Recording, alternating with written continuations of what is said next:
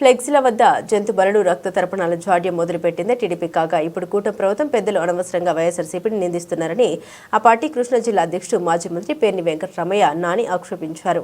ఈ ప్రభుత్వ పాలనలో మొత్తం ప్రజలకు భయం కలిగే పరిస్థితులు నెలకొన్నాయని, అంతా భయభ్రాంతులకు గురవుతున్నారని ఆయన తెలిపారు. చంద్రబాబు మానసిక స్థితి చూస్తుంటే ఎట్టి పరిస్థితుల్లోనూ వైద్య రంగాన్ని ప్రైవేట్ పరం చేసేందుకు వెంపర్ల ఆడుతున్నట్లు కనిపిస్తుందని తెలిపారు. ఈ రాష్ట్రంలో ఇప్పుడు మా వాళ్ళందరూ కూడా రప్పరప్పని ఎందుకంటున్నారు? మీరు ఎర్ర బుక్కు పెడతాను, ఆణి చేస్తా, ఈణి చేస్తా అని వాళ్ళ అక్రమ కేసులు కడతంటే కదా. కడుపు రగిలినోడు ఏం చేస్తాడు? గదిలో పెట్టి పిల్లిని కొడితే పిల్లి కూడా ఎదురు తిరగడం పీకుద్దండి. హోమ్ మినిస్టర్ గారు, పిల్లి పార్టీ కూడా వైఎస్ఆర్ కాంగ్రెస్ పార్టీ జెండా మోసి ఒకటి చేయలేడా? పిల్లే తిరగబడితే, గతి లేక పిల్లే తిరగబడుతుంది. రూమ్లో పెట్టి మీరు దాడి చేస్తే బతకాలంటే ఏం చేయాలి?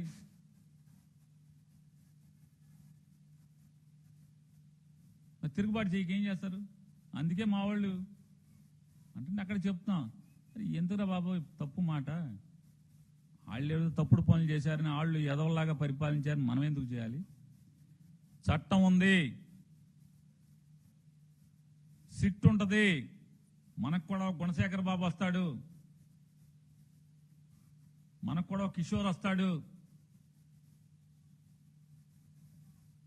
మంచి ఆఫీసర్లు వస్తారు. మన దగ్గర కూడా ఐపీఎస్లు రిటైర్ అయిన ఆఫీసర్లు అడ్వైజర్లుగా వస్తారు. చట్టం మేరకు అందరినీ శిక్షిద్దాం, తప్పులు చేసిన వాళ్ళందరినీ. ఎవరు హింసకి వాళ్ళని చూసి మీరు చెడిపోబాకండి, కడుపు రేగిలి తప్పుడు పనులు చేయబాకండి. శాంతి భద్రతల్ని కాపాడదాం.